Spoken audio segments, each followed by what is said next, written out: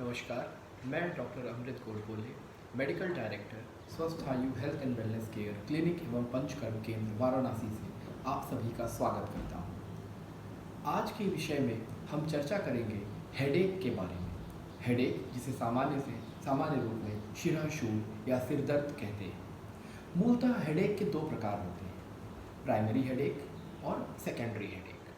Primary headache से कहने का तात्पर्य ये है कि ऐसा हेडेक जिसके पीछे कोई गंभीर कारण उपलब्ध नहीं है, जैसे कि माइग्रेन, क्लस्टर हेडेक या टेंशन टाइप हेडेक, जो कि स्ट्रेस की वजह से कॉमनली देखने को मिलता है।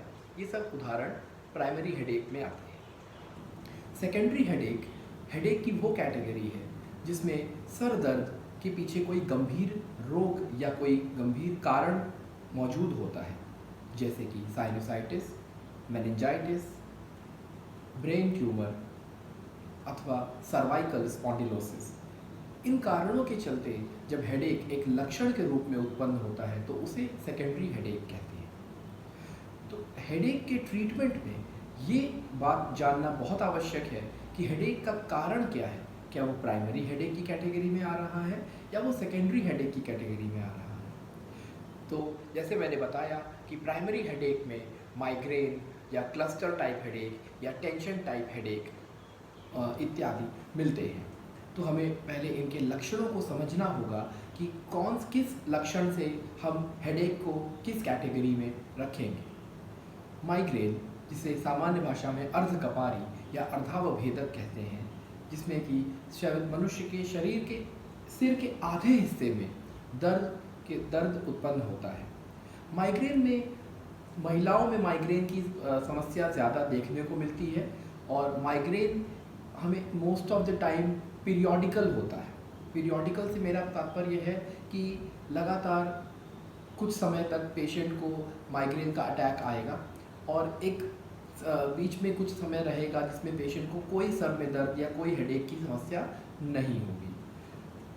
माइग्रेन कभी कभी कुछ पूर्वानुमान लक्षणों के साथ उत्पन्न हो सकता है, जिसे हम ऑरा बोलते हैं, जिसमें मनुष्य को आंखों के आगे बिजली का कुछ लाइटनिंग, शैडोइंग जैसे फीचर्स आ सकते हैं।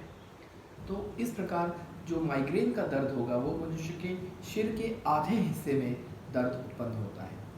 क्लस्टर टाइप हेडेक में आँख के हिस्से को और टेम्पोरल रीजन जो है उसे लेकर के हेडेक अगर उत्पन्न हो रहा है तो ये क्लस्टर टाइप हेडेक कहलाता है। जबकि टेंशन टाइप हेडेक में ऐसा लगता है कि एक बैंड जैसा सर के चारों तरफ, टाइट बैंड जैसा एक सर के चारों तरफ बांध दिया गया है, जिसके वजह से सर में दर्द हो रहा है। जबकि अगर साइनोसाइटिस या किसी ट्यूमर की वजह से अगर हेडेक है तो उसके लक्षण थोड़े से अलग होंगे, जिसमें सर दर्द के लक्षण के साथ साथ मूल व्याधि के लक्षण भी जुड़े होंगे।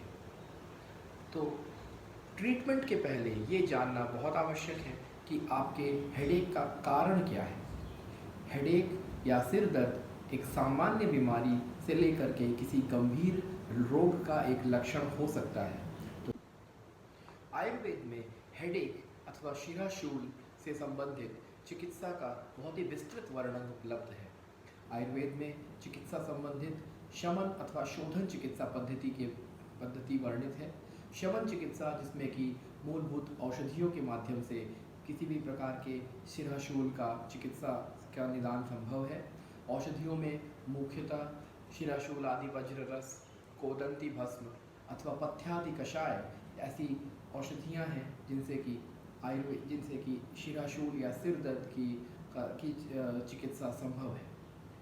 वहीं शोधन चिकित्सा में नस्य या नेज़ल इंस्टिलेशन के माध्यम से पेशेंट के नासाद्वार में चूर्ण का प्रधमन नस्य अथवा तेल का जो स्नेह नस्य दिया जाता है।